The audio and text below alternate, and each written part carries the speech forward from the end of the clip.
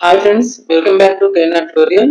ఈ రోజు ఈ వీడియోలో మనం APPCP Analyst P2 Chemistry కి సంబంధించి నాన్ ట్రాన్సిషన్ ఎలిమెంట్స్ అనే చాప్టర్ లో మనం ఇంపార్టెంట్ MCQs విత్ కాన్సెప్ట్ చూడబోతున్నాం. సో దీనికంటే ముందుగా ఒక చిన్న రిక్వెస్ట్, ఈ ఛానల్ ని ఎవరైతే ఫస్ట్ టైం చూస్తున్నారో ఛానల్ ని సబ్స్క్రైబ్ చేసుకొని వీడియోని లైక్ చేయండి.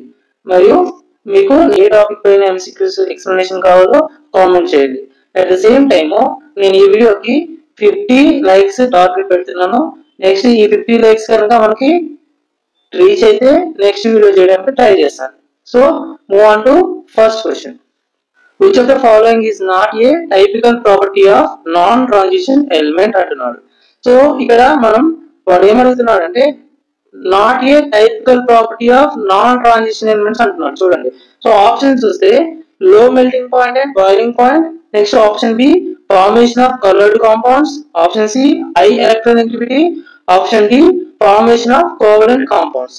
సో ఇప్పుడు ఫస్ట్ ఆప్షన్ చూడండి. ఫర్ ఎగ్జాంపుల్ మనకి నాన్ ట్రాన్సిషన్ ఎలిమెంట్స్ అంటే ఏంటి అంటే, చూడండి, నాన్ ట్రాన్సిషన్ ఎలిమెంట్స్ అంటే మనకి S block next P block elements మనము నాన్ ట్రాన్సిషన్ ఎలిమెంట్స్ అంటాం. నెక్స్ట్ ట్రాన్సిషన్ ఎలిమెంట్స్ అంటే ఏంటి, మనకి ట్రాన్సిషన్ ఎలిమెంట్స్ అంటే మనకి డి బ్లాక్ ఎలిమెంట్స్ మనము ట్రాన్సిషన్ ఎలిమెంట్స్ అంటాం. 3D కానివ్వండి, 4D కానివ్వండి, నెక్స్ట్ 5D, ఇవన్నీ కూడా మనకి ట్రాన్సిషన్ ఎలిమెంట్స్. ఇప్పుడు చూడండి, మనకి ఏమంటున్నాడు అంటే నాట్ ఏ టైపికల్ ప్రాపర్టీ అంటున్నాడు. అంటే కింది ఇచ్చిన ప్రాపర్టీస్ లో ఏది నాన్ ట్రాన్సిషన్ ఎలిమెంట్స్ యొక్క ప్రాపర్టీ కాదు అంటున్నాడు. ఫస్ట్ ప్రాపర్టీ చూడండి, లో melting point next boiling point. So వీటికి లో మెల్టింగ్ పాయింట్ ఉంటుంది, నెక్స్ట్ లో బాయిలింగ్ పాయింట్ ఉంటుంది. ఎందుకంటే ట్రాన్సిషన్ ఎలిమెంట్స్ కంటే వీటి యొక్క సైజ్ అనేది ఎక్కువ ఉంటది కాబట్టి.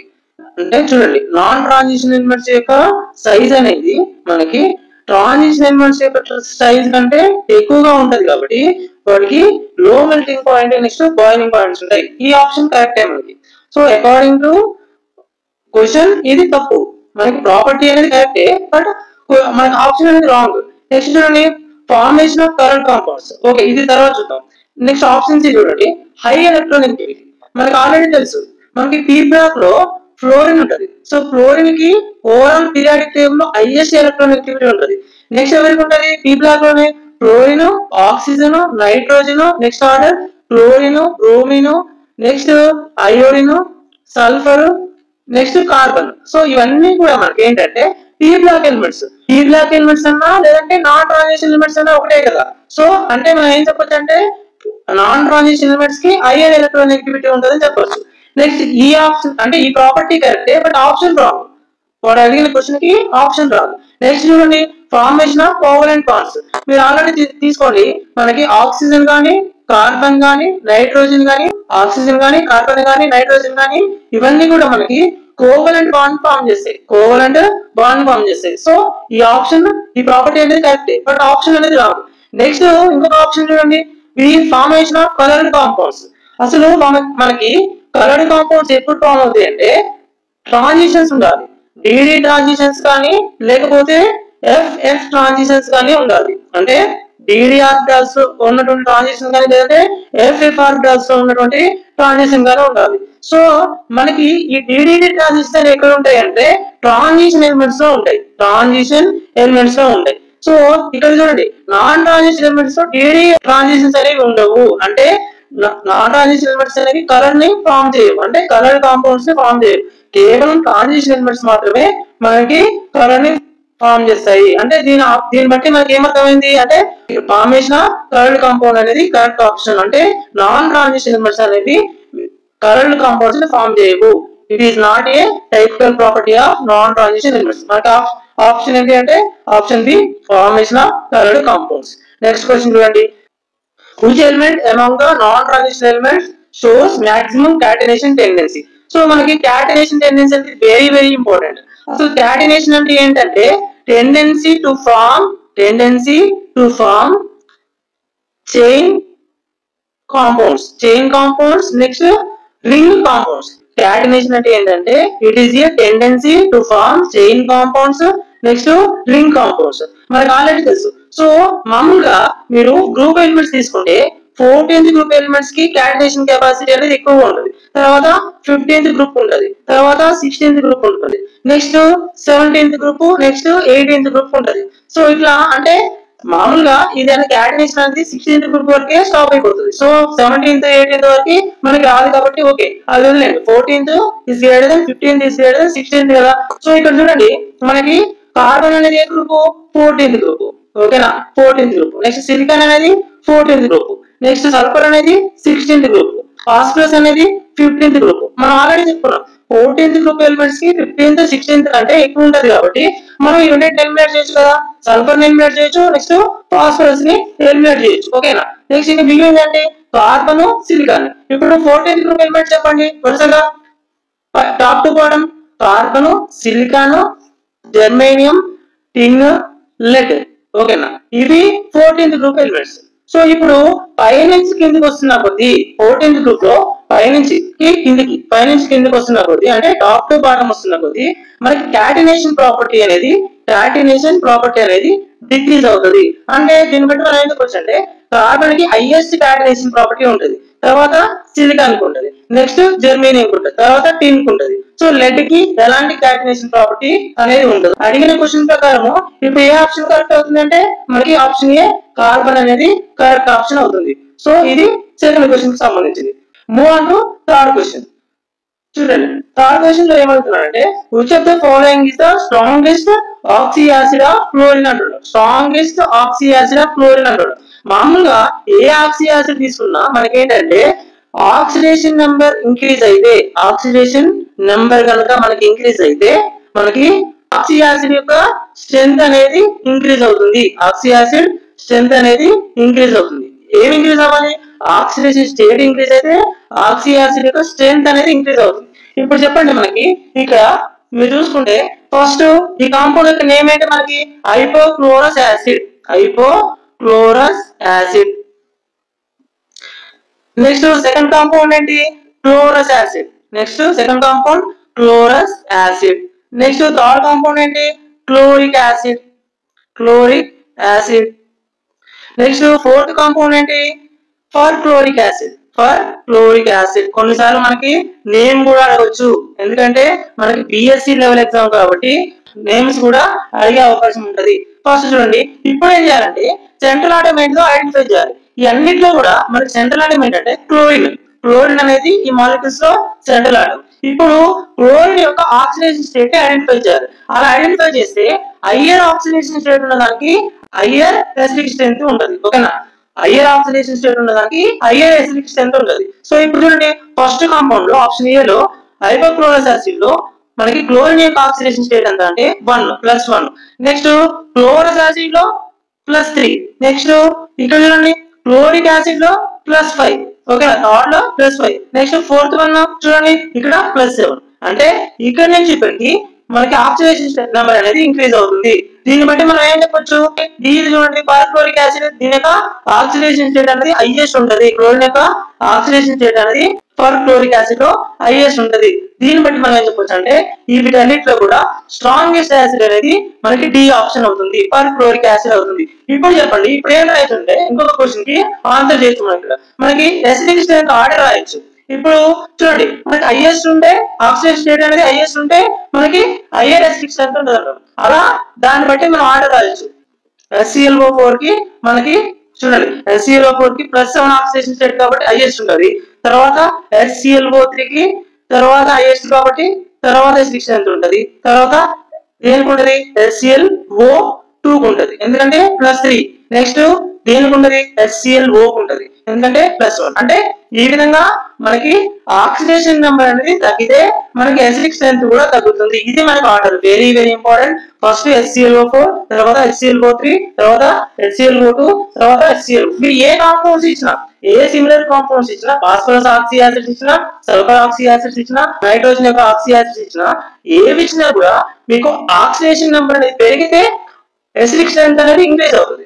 అదే ఆక్సిడేషన్ నెంబర్ తగ్గితే ఎసిడిక్ స్ట్రెంత్ అనేది డిక్రీజ్ అవుతుంది. అది గుర్తుపెట్టుకోండి. ఫస్ట్ ఏం చేయాలంటే మనకి ఆక్సిడేషన్ నెంబర్ అనేది ఐడెంటిఫై చేయాలి. దాన్ని ఐడెంటిఫై చేసిన తర్వాత అకార్డింగ్ టు ఆక్సిడేషన్ నెంబర్ మనం ఎసిడిక్ స్ట్రెంత్ యొక్క ఆర్డర్ రాయొచ్చు. నెక్స్ట్ లోవర్ ఎసిడిక్ స్ట్రెంత్ దేనికి ఉంటుంది, లేదంటే హైయర్ ఎసిడిక్ స్ట్రెంత్ దేనికి ఉంటుందో మనం ఐడెంటిఫై చేయొచ్చు. దీన్ని బట్టి మనకి ఈ క్వశ్చన్ ఆన్సర్ ఏంటి, డి అనేది మనకి correct answer for chloric acid. Next question చూడండి. ఇక్కడ ఏమవుతుంది, the electronic configuration of Ga+3. So మీరు దీన్ని ఏం చేయాలంటే కామెంట్ చేయండి. దీనికి సంబంధించి ఎక్స్ప్లెనేషన్ ప్లస్ ఎలక్ట్రానిక్ కాన్ఫిగరేషన్ మనకి కామెంట్ చేయండి. సో తర్వాత నెక్స్ట్ వీడియోలో దీనికి సంబంధించినటువంటి ఆన్సర్ నేను చెప్తాను. ఓకేనా, కామెంట్ చేయడానికి ట్రై చేయండి. వీడియో లైక్ చేసి మనకి కామెంట్ చేయండి. ఓకేనా. సో నెక్స్ట్ క్వశ్చన్ చూసే ముందు ఇక్కడ మనం ఆఫర్ ని మనం మాడిఫై చేయడం జరిగింది. కేనా ట్యూటోరియల్ నుంచి మనకి కెమిస్ట్రీకి సంబంధించినటువంటి ఆన్లైన్ క్లాసెస్ కానివ్వండి, టెస్ట్ సిరీస్ కి సంబంధించిన ఆఫర్ ని మనం మాడిఫై చేయడం జరిగింది. ఇందులో online test series plus online classes కలిపి మనం కేవలం 1099 కి ఇస్తున్నాము. 100% సిలబస్ కవరేజ్ తో మనం కేవలం 1099 కే మనం online classes plus test series అందిస్తున్నాం. కేవలం లేదంటే మీకు కేవలము టెస్ట్ సిరీస్ కావాలంటే 499 రూపీస్ కే టెస్ట్ సిరీస్ అందిస్తున్నాము. ఇది నేను ఏం చెప్తానంటే దీనిలో మీ ప్రిపరేషన్ అది కేవలం 7 days లో కంప్లీట్ అవుతుంది. ఒకవేళ మీరు కనుక ఆన్లైన్ క్లాసెస్ కనుక వింటే 7 to 10 days లో మీ ప్రిపరేషన్ అనేది కంప్లీట్ అవుతుంది. ఇందులో ప్రాసెస్ ఎలా ఉంటాయి అంటే చాలా కాంప్రహెన్సివ్ గా ఉంటాయి. ప్రతి టాపిక్ ని, చాలా లెంతీ టాపిక్ ని కూడా చాలా ఈజీగా చాలా తక్కువ టైంలో ఎక్స్ప్లెయిన్ చేయడం జరిగింది. సో మీరు ఈ క్లాసెస్ ని మీరు ఎలా ఏం చేయొచ్చంటే ఆల్రెడీ ఇప్పటి వరకు మీరు ప్రిపేర్ అయి ఉన్నప్పటికీ ఈ ఆన్లైన్ క్లాసెస్ ని మీరు రివిజన్ పర్పస్ లో కూడా యూజ్ చేసుకోవచ్చు. టెస్ట్ సిరీస్ కానీ లేదంటే ఆన్లైన్ క్లాసెస్ కానీ మీరు రివిజన్ పర్పస్ లో కూడా యూజ్ చేసుకోవచ్చు. ఎవరైనా ఈ టెస్ట్ సిరీస్ కానీ లేదా ఆన్లైన్ క్లాసెస్ తీసుకోవాలంటే కేనా ట్యూటోరియల్ యాప్ ని డౌన్లోడ్ చేసుకొని ఒకసారి విజిట్ చేసి చూడండి. మీకు ఇష్టమైతేనే ట్రై చేయండి. ఓకేనా, ఇది ఆఫర్ కి సంబంధించింది. నెక్స్ట్ ఒకవేళ మెటీరియల్ కూడా కావాలి అంటే ఆన్లైన్ కోర్సు ప్లస్ మెటీరియల్ కావాలంటే 1600 రూపీస్ కే మనము మెటీరియల్ ప్లస్ ఆన్లైన్ కోర్సెస్ అందిస్తున్నాం. సో ఎవరైనా కావాలంటే 93474817 కాల్ చేయడం కానీ లేదంటే కేనా ట్యూటోరియల్ యాప్ ని డౌన్లోడ్ చేసుకొని మీరు ఈ ఆఫర్ ని అవైల్ చేసుకోవచ్చు. మీకు ఇక్కడ మీరు రివిజన్ చేయాలంటే కంపల్సరీగా టెస్టులు అటెంప్ట్ చేయాల్సి ఉంటుంది. రివిజన్ చేయాలంటే టెస్టులు అటెంప్ట్ చేయాలి. టెస్టులు అటెంప్ట్ చేయనంత వరకు మీ యొక్క స్కోర్ అనేది ఇంక్రీజ్ అవ్వదు. టెస్టులు అటెంప్ట్ చేయనంత వరకు మీ యొక్క స్కోర్ అనేది ఇంక్రీజ్ అవ్వదు. ఒకవేళ నెంబర్ ఆఫ్ టైమ్స్ కనుక మీరు ఈ టెస్టులు అటెంప్ట్ చేస్తే మీ స్కోర్ అనేది ఎన్హాన్స్ అవ్వడానికి అవకాశం ఉంటుంది. మన కేనా ట్యూటోరియల్ యాప్ లో మనకి ప్రతి టెస్ట్ ను కూడా అన్లిమిటెడ్ అటెంప్ట్స్ గా ఇవ్వడం జరిగింది. మీరు ఎన్నిసార్లు అయినా ఒక టెస్ట్ అటెంప్ట్ చేయొచ్చు. దాన్ని బట్టి మీ స్కోర్ అనేది ఇంక్రీజ్ అవ్వడానికి అవకాశం ఉంటుంది. సో కేనా ట్యూటోరియల్ యాప్ డౌన్లోడ్ చేసుకోండి, కోర్సెస్ చూసి మీకు ఇష్టమైతే ట్రై చేయండి. ఓకేనా. So move on to next question. చూడండి, 4th క్వశ్చన్ చూస్తే which of the following has the highest bond dissociation energy అంటున్నారు. So which of the following has the highest bond dissociation energy. అసలు bond dissociation energy అంటే ఏంటంటే చూడండి, for example X2 అనే ఒక molecule ఉంది అనుకోండి. XX అనే బాండ్ ఉంటుంది కదా ఈ రెండు ఆటమ్స్ మధ్య. సో ఈ బాండ్ ని డిసోసియేట్ చేయడానికి అంటే ఈ బాండ్ ని బ్రేక్ చేయడానికి కావాల్సినటువంటి ఎనర్జీని మనం ఏమంటామంటే బాండ్ డిసోసియేషన్ ఎనర్జీ BDE అంటాం. సో ఇక్కడ ఈ ఇచ్చినటువంటి 4 మాలిక్యూల్స్ లో దేనికి హైయెస్ట్ బాండ్ డిసోసియేషన్ ఎనర్జీ ఉండదు అని అడుగుతున్నాడు. దేనికి హైయెస్ట్ బాండ్ డిసోసియేషన్ ఎనర్జీ ఉండదు అని అడుగుతున్నాడు. ఇప్పుడు చూడండి, మనం చూడగానే ఏమంటామంటే F2 కి హైయెస్ట్ ఉంటుంది అనుకుంటాం. ఎందుకంటే దీనికి హైయర్ ఎలక్ట్రానెగటివిటీ ఉండదు కాబట్టి మాలిక్యూల్ లోపల F2 మాలిక్యూల్ లోపల 2 ఫ్లోరిన్ ఆటమ్స్ కూడా చాలా స్ట్రాంగ్ గా బైండ్ అయి ఉంటాయి కాబట్టి దీనికి హైయర్ బాండ్ డిసోసియేషన్ ఎనర్జీ ఉంటుంది అనుకుంటాం. కానీ మనకి హైయెస్ట్ ఎవరికి ఉంటది అంటే Cl2 కు ఉంటది, తర్వాత Br2 కు ఉంటది, తర్వాత F2 మాలిక్యూల్ ఉంటది, తర్వాత I2 మాలిక్యూల్ ఉంటది. ఇది మనకి ఆర్డర్. అసలు ఫ్లోరిన్ ఉండాలి కదా, మరి క్లోరిన్ కి ఎందుకు ఉంచారంటే మీరు ఫ్లోరిన్ యొక్క సైజ్ తీసుకుంటే చాలా తక్కువ సైజ్ ఉంటుంది. దానివల్ల ఈ రెండే ఆటమ్స్ క్లోజ్ గా వచ్చినప్పుడు p ఆర్బిటల్ లో ఉన్నటువంటి ఎలక్ట్రాన్ పేర్స్ అనేవి రిపల్షన్స్ వల్ల దీని యొక్క బాండ్ లెంత్ అనేది ఇంక్రీజ్ అవుతుంది. దాన్ని డిసోసియేట్ చేయడానికి కావాల్సినటువంటి ఎనర్జీ అనేది ఇంక్రీజ్ అవుతుంది. దానివల్ల మనకి ఇక్కడ బాండ్ డిసోసియేషన్ ఎనర్జీ అనేది క్లోరిన్ కంటే నెక్స్ట్ బ్రోమిన్ కంటే కూడా తక్కువగా ఉంటుంది ఫ్లోరిన్ కి. సో ఇది order. Cl2 is greater than, Br2 is greater than, F2 is greater than I2. ఓకేనా. మన ఆప్షన్ ఏంటి? Correct option B. Option B fluorine. Next question చూడండి. Which compound is used as a fluorinating agent అంటున్నాడు. Fluorinating agent. అసలు fluorinating agent అంటే ఏంటంటే ఒక X అనే ఒక మాలిక్యూల్ గానీ లేకపోతే ఒక ఆటమ్ గానీ తీసుకొని మనము ఫ్లోరినేటింగ్ ఏజెంట్ ని కనుక మనం యూజ్ చేసినట్లయితే ఎక్స్ కి ఫ్లోరిన్ అనేది అటాచ్ అవుతుంది. దీన్నే మనము ఫ్లోరినేటింగ్ ఏజెంట్ అంటాము. ఇప్పుడు ఇచ్చినటువంటి 4 ఆప్షన్స్ లో మనకు వాడు ఏమంటున్నానంటే ఫ్లోరినేటింగ్ ఏజెంట్ అంటున్నాడు. మామూలుగా ఫ్లోరినేటింగ్ ఏజెంట్ గా యాక్ట్ చేయాలంటే దానికి ఆ మాలిక్యూల్ అనేది ఫస్ట్ అన్స్టేబుల్ అయి ఉండాలి. తర్వాత అన్స్టేబుల్ నుండి హై రియాక్టివిటీ ఉండాలి. సో హై రియాక్టివిటీ ఉండాలి. అప్పుడు మాత్రమే అది ఫ్లోరినేటింగ్ ఏజెంట్ గా యాక్ట్ చేస్తుంది. ఇప్పుడు చెప్పండి, HCF6 అనేది స్టేబుల్ కాంపౌండ్.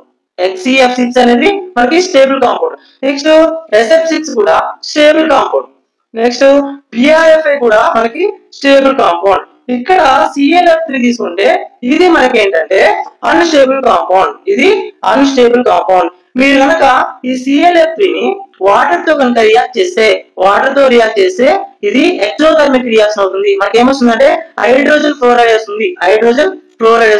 ఇది ఎక్సోథర్మిక్ రియాక్షన్ అంటే ఏంటంటే ఎప్పుడైతే రియాక్షన్ జరుగుతుందో దానిలో రియాక్షన్ జరిగినప్పుడు హీట్ రిలీజ్ అయితే దాన్ని ఏమంటామంటే ఎక్సోథర్మిక్ రియాక్షన్ అంటాం. లేదు ఒక రియాక్షన్ జరగడానికి హీట్ అవసరమైతే దాన్ని ఎండోథర్మిక్ రియాక్షన్ అంటాం. ఒక రియాక్షన్ లో కనుక హీట్ రిలీజ్ అయితే దాన్ని ఏమంటామంటే ఎక్సోథర్మిక్ రియాక్షన్ అంటాం. లేదు ఒక రియాక్షన్ జరగడానికి ఎనర్జీ కనుక లేదా మనకి హీట్ కనుక అవసరం అయితే దాన్ని ఎండోథర్మిక్ రియాక్షన్ అంటాం. ఇప్పుడు ClF3H2O యొక్క రియాక్షన్ ఏంటి మనకి ఎక్సోథర్మిక్ రియాక్షన్, హైలీ ఫ్లేమబుల్. ఓకేనా. నెక్స్ట్ ఈ ClF3 మనము ఫాస్ఫరస్ తో కనుక రియాక్షన్ జరిపిస్తే మనకి ఏం ఫామ్ అవుతుందంటే 3F3 అనేది ఫామ్ అవుతుంది. ఫాస్ఫరస్ ట్రైఫ్లోరైడ్ అనేది ఫామ్ అవుతుంది. నెక్స్ట్ చూడండి, ఇంకొకటి మనకి ఈ ClF3 ని ఐరన్ తో కనుక రియాక్షన్ జరిపిస్తే FeF3 ఐరన్ ట్రైఫ్లోరైడ్ అనేది ఫామ్ అవుతుంది. అందులో ఏమవుతుంది ఇక్కడ అంటే ClF3 అనేది Fe కానీ ఫాస్ఫరస్ కానీ లేదంటే H2O కానీ ఏమవుతుందంటే ఫ్లోరినేటింగ్ ఏజెంట్ గా యాక్ట్ చేస్తుంది. ఇప్పుడు ఇది హైలీ అన్స్టేబుల్ కాబట్టి మనకి ఫ్లోరినేటింగ్ ఏజెంట్ అని చెప్తాం. మన కరెక్ట్ ఆప్షన్ ఏంటి? Option D ClF3. ఇప్పుడు ClF3 ని మనం ఏం చెప్పొచ్చు అంటే ఇంటర్ హాలోజన్ కాంపౌండ్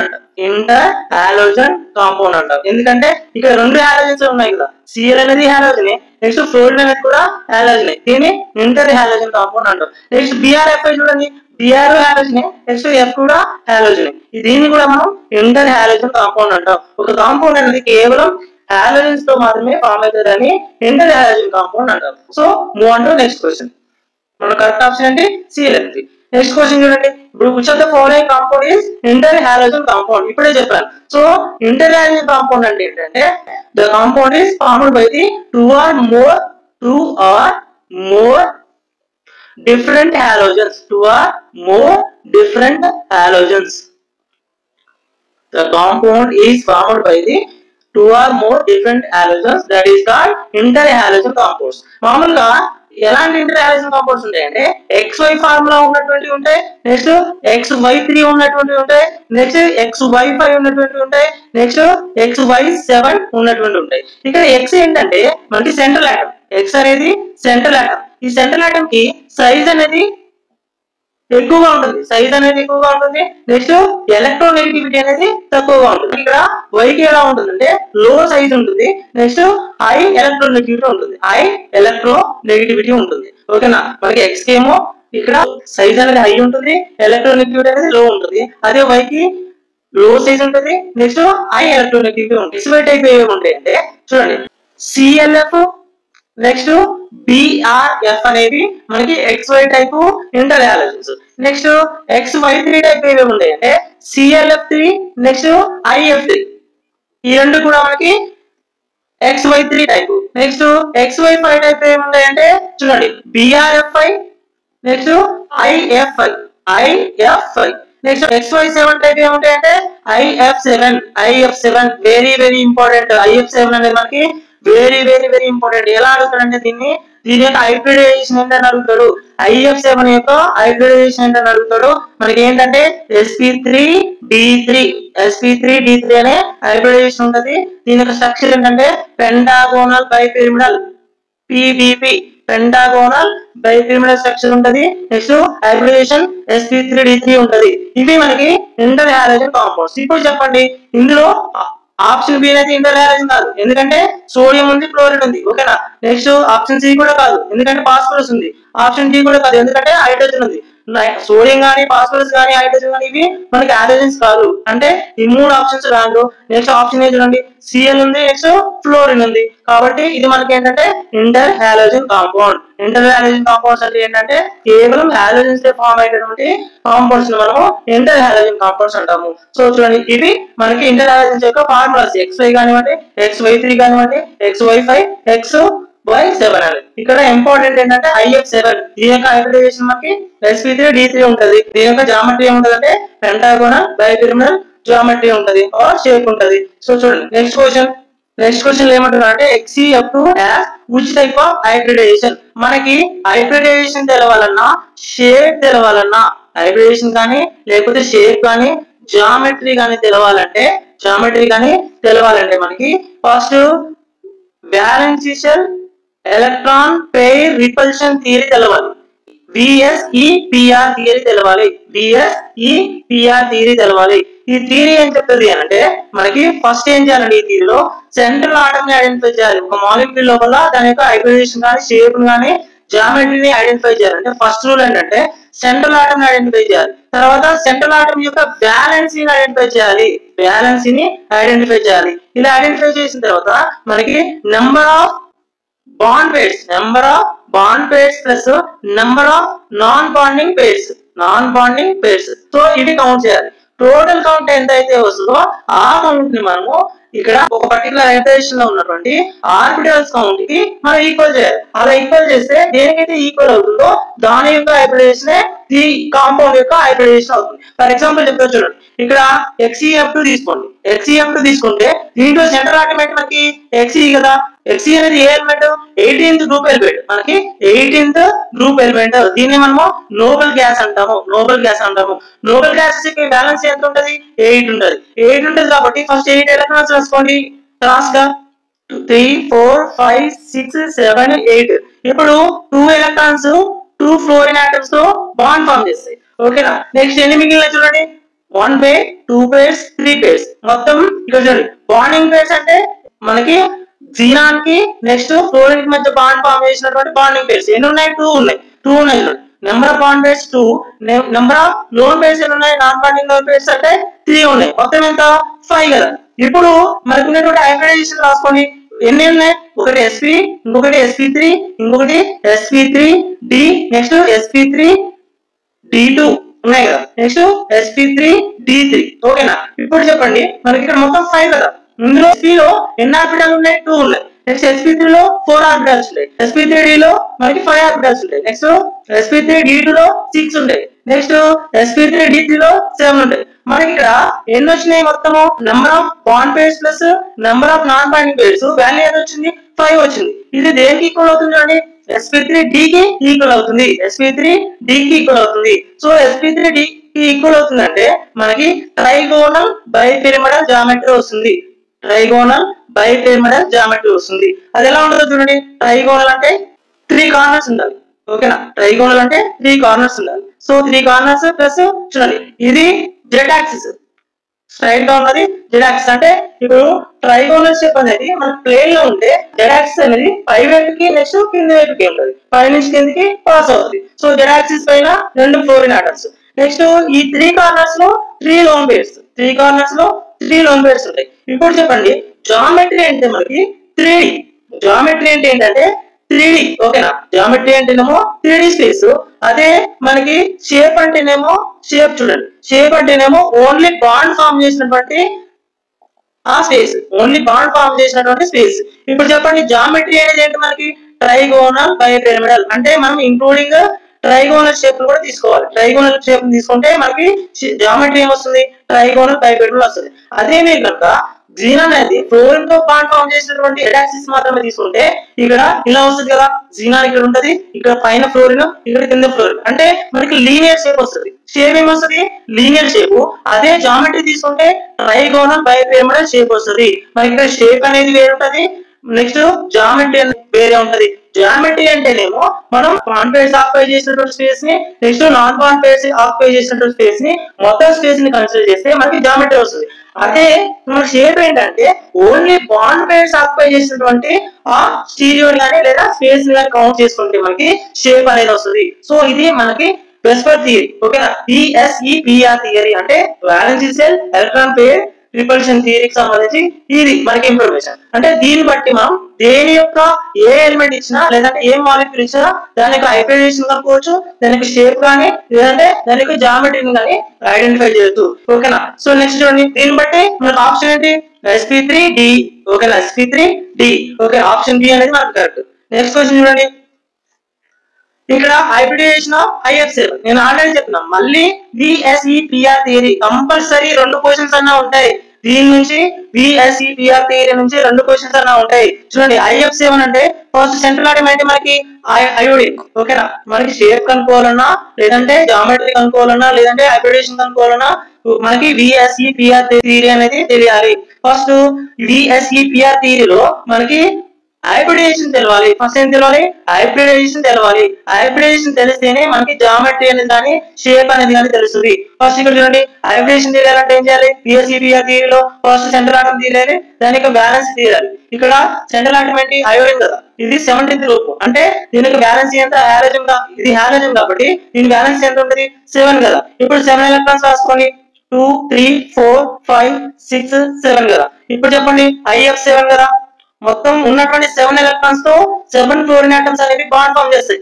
ఓకే, ఇక్కడ నెంబర్ ఆఫ్ బాండ్ పెయిర్స్ ఎన్ని ఉన్నాయి, 7 ఉన్నాయి. అదే number of non bond pairs ఉన్నాయి, 0 ఉన్నాయి. అంటే టోటల్ 7 కదా, టోటల్ 7. ఓకేనా, మనకి sp3d3 తీసుకున్నాం అనుకోండి, ఇక్కడ ఆర్బిటాల్స్ నెంబర్ ఎంత వస్తుంది, 7 వస్తుంది. అంటే ఇక్కడ నెంబర్ ఆఫ్ బాండ్ పెయిర్స్ అనేవి దేనికి ఈక్వల్ గా ఉన్నాయంటే sp3d3 లో ఉన్నటువంటి ఆర్బిటాల్స్ కి ఈక్వల్ గా ఉన్నాయి. అంటే మనకి ఏ హైబ్రిడేషన్ వస్తుంది అంటే sp3d3 హైబ్రిడేషన్ ఉంటది. దీని యొక్క జామెట్రీ ఏంటి, మనకి పెంటాగోనల్ బైపిరమిడల్ అనేది మనకి జామెట్రీ ఎలా ఉన్నదంటే చూడండి, పెంటాగోనల్ బైపిరమిడల్.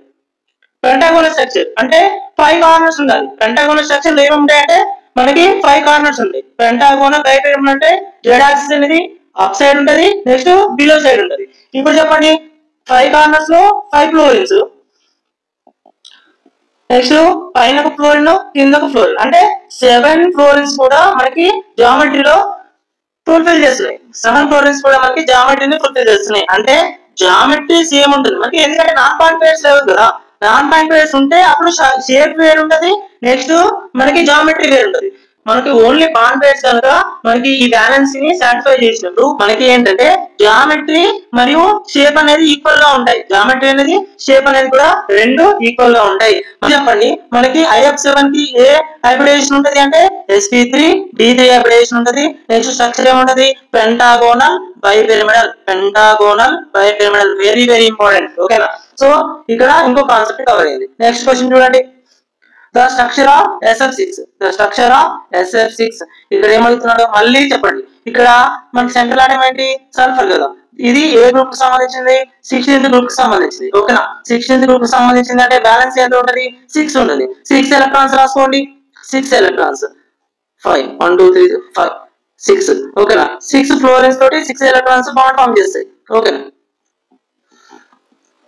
ఇప్పుడు బాండ్ పేర్స్ ఎన్ని, నెంబర్ ఆఫ్ బాండ్ పేర్స్ ఎన్ని 6, number of non bond pairs ఎన్ని 0, అంటే టోటల్ 6. ఇది దేనికి ఈక్వల్ అవుతుంది చూడండి, sp3d2 కి ఈక్వల్ అవుతుంది చూడండి. ఇక్కడ sp3d2 లో ఎన్ని ఆర్బిటల్స్ ఉంటాయి, 6 ఆర్బిటల్స్ ఉంటాయి. ఇక్కడ ఈ 6 ఈక్వల్ అయినప్పుడు మనకి ఏ హైబ్రిడేషన్ ఉంటుందని చెప్పొచ్చు, sp3d2 హైబ్రిడేషన్ ఉంటుందని చెప్పొచ్చు. ఓకేనా, దీని బట్టి షేప్ ఏమని చెప్పొచ్చు అంటే చూడండి, ఆక్టాహైడ్రల్ షేప్. ఆక్టాహైడ్రల్ లో మనకి 4 కార్నర్స్ ఉంటాయి. నెక్స్ట్ జెడ్ యాక్సిస్ లో అప్ సైడ్ ఒకటి, నెక్స్ట్ బిలో సైడ్ ఒకటి ఉంటుంది. చూడండి, అప్ సైడ్ బిలో సైడ్, ఇక్కడ ఒక ఫ్లోరిన్, ఇక్కడ ఒక ఫ్లోరిన్, ఇక్కడ ఒక ఫ్లోరిన్, ఇక్కడ ఒక ఫ్లోరిన్, ఇక్కడ 4 కార్నర్స్ 4 ఫ్లోరిన్స్. నెక్స్ట్ జెడ్ యాక్సిస్ పైన ఎబో సైడ్ ఒకటి, బిలో సైడ్ ఒకటి ఉంటుంది. మొత్తం 6 ఫ్లోరిన్స్ జామెట్రీని సాటిస్ఫై చేస్తున్నాయి కాబట్టి మనకి ఇక్కడ జామెట్రీ కానీ లేకపోతే షేప్ కానీ సేమ్ ఉంటది. ఏముంటది, ఏ షేప్ ఉంటది, ఏ జామెట్రీ ఉంటది అంటే ఆక్టాహైడ్రల్ షేప్ ఉంటది. ఆక్టాహైడ్రల్ షేప్ ఉంటది. ఓకేనా, ఇది 9th క్వశ్చన్. నెక్స్ట్ క్వశ్చన్ చూడండి, ఆప్షన్ ఏంటి మనకి అంటే చూడండి, ఆక్టాహైడ్రల్. ఆప్షన్ ఏ ఆక్టాహైడ్రల్ అనేది మనకి కరెక్ట్ ఆప్షన్ అవుతుంది. నెక్స్ట్ క్వశ్చన్ చూడండి, మనకి 10th question, which of the following hydrates has the highest bond angle? Which of the hydrates, A hydrates అనేవి మనకి హైయెస్ట్ బాండ్ యాంగిల్ కలిగి ఉంటాయని అడుగుతున్నారు. సో ఇక్కడ మీరు అబ్జర్వ్ చేస్తే NH3, PH3, AHH3, next SbH3, nitrogen, phosphorus, next arsenic, next antimony. ఈ order ఏ గ్రూప్ కు సంబంధించి చూడండి, 15th గ్రూప్ అంతే కదా. Nitrogen, phosphorus, next arsenic, antimony ఏ ఆర్డర్ లో ఉన్నాయి అంటే 15th గ్రూప్ ఆర్డర్ లో ఉన్నాయి. అంటే ఇది మొత్తం 15th గ్రూప్ కు సంబంధించింది అంతే కదా. సో ఏ గ్రూప్ లో అయినా పైనుంచి కిందకి వస్తున్నప్పుడు, ఏ గ్రూప్ లో అయినా టాప్ టు బాటం వస్తున్నప్పుడు వాటి హైడ్రేట్స్ యొక్క బాండ్ యాంగిల్ అనేది డిక్రీజ్ అవుతుంది. వాటి హైడ్రేట్స్ యొక్క బాండ్ యాంగిల్ అనేది డిక్రీజ్ అవుతుంది. ఏ గ్రూప్ తీసుకున్నా మీరు పీరియాడిక్ టేబుల్ లో ఏ గ్రూప్ తీసుకున్నా, ఈవెన్ హైడ్రేట్స్ కానివ్వండి, ఆక్సైడ్స్ కానివ్వండి, నెక్స్ట్ క్లోరైడ్స్ కానివ్వండి, ఏ కాంపౌండ్స్ తీసుకున్నా టాప్ టు బాటం వాటి యొక్క బాండ్ యాంగిల్ అనేది, ఆ మాలిక్యూల్స్ యొక్క బాండ్ యాంగిల్ అనేది డిక్రీజ్ అవుతుంది. దాన్ని బట్టి మనం ఏం చెప్పొచ్చు అంటే హైయెస్ట్ బాండ్ యాంగిల్ ఎవరికి ఉంటుంది అంటే NH3 కి ఉంటుంది, తర్వాత PH3 కి ఉంటుంది, నెక్స్ట్ ASH3 కి ఉంటుంది, నెక్స్ట్ SDH3 కి ఉంటుంది. ఓకేనా. నెక్స్ట్ ఇక్కడ మనకి ఇంపార్టెంట్ ఏంటంటే వెరీ ఇంపార్టెంట్, NH3 అనేది మనకి ఈ మాలిక్యూల్ వెరీ ఇంపార్టెంట్. దీనిలో బాండ్ యాంగిల్ అనేది 107 డిగ్రీస్ ఉంటుంది. బాండ్ యాంగిల్ 107 డిగ్రీస్ ఉంటుంది. హైబ్రిడేషన్ ఏముంటది అంటే sp3 హైబ్రిడేషన్ ఉంటది. ఓకేనా. హైబ్రిడేషన్ sp3 హైబ్రిడేషన్ ఉంటది. జామెట్రీ షేప్ ఏముంటది అంటే పిరమిడల్ షేప్ ఉంటది. ఏ షేప్ ఉంటది? పిరమిడల్ షేప్ ఉంటది. పిరమిడల్ ఎలా ఉంటది చూడండి, కింద 3 హైడ్రోజన్స్ ఉంటాయి, పైన లోన్ పేర్ ఉంటది. ఇది పిరమిడల్ షేప్. మనకి NH3 కి 107 డిగ్రీస్ బాండ్ యాంగిల్ ఉంటది, sp3 హైబ్రిడేషన్ ఉంటది, నెక్స్ట్ పిరమిడల్ షేప్ ఉంటది. సో ఇది మనకి 10th క్వశ్చన్ సంబంధించి. మనకి ఈ 10 questions very important questions. So ఇక్కడ వరకు దాదాపుగా 15 కాన్సెప్ట్స్ కవర్ చేశాను. ఇందులో 15 కాన్సెప్ట్స్ కవర్ చేశాను. ఏనాడు లో ఆన్లైన్ క్లాసెస్ కనుక ఉంటే చాలా క్రిస్టల్ క్లియర్ గా కాన్సెప్ట్స్ ని ఎక్స్ప్లెయిన్ చేయడం జరిగింది. మీకు కేవలం 7 to 10 days లో మీ ప్రిపరేషన్ అనేది అయిపోతుంది. ఒకవేళ మీరు ఆల్రెడీ ప్రిపరేషన్ లో ఉన్నా మీకు రివిజన్ కి సంబంధించి టెస్ట్ సిరీస్ కానీ ఆన్లైన్ క్లాసెస్ కానీ చాలా యూజ్ అవుతాయి. మీరు రివైజ్ చేసుకోవచ్చు. మళ్ళీ బుక్ చదవాల్సిన అవసరం లేదు. మీరు రివిజన్ పర్పస్ లో కనుక ఈ ఆన్లైన్ క్లాసెస్ ఉంటే మీరు చదివిన దాంట్లో ఏమన్నా మిస్ అయితే ఈ క్లాసెస్ లో మీకు యాడ్ అవుతాయి. దానివల్ల అప్పుడు మీకు స్కోర్ అనేది ఎన్హాన్స్ అయ్యే అవకాశం ఉంటుంది. మీరు టాప్ స్కోరర్ గా ఉండే అవకాశం ఉంటుంది. Thank you. ఇప్పటివరకు ఛానల్ ని సబ్స్క్రైబ్ చేసుకోకపోతే ఛానల్ సబ్స్క్రైబ్ చేయండి. నెక్స్ట్ ఈ వీడియోకి నేను 50 lakhs టార్గెట్ పెడుతున్నాను. ఈ టార్గెట్ కంప్లీట్ అయితే నెక్స్ట్ ఇంకొక 10 కాన్సెప్ట్స్ నేను ఇంకొక వీడియో చేస్తాను. మీరు ఎవరైతే వీడియో చూస్తున్నారో ప్రతి ఒక్కరు లైక్ చేయడానికి ట్రై చేయండి. Okay, thank you.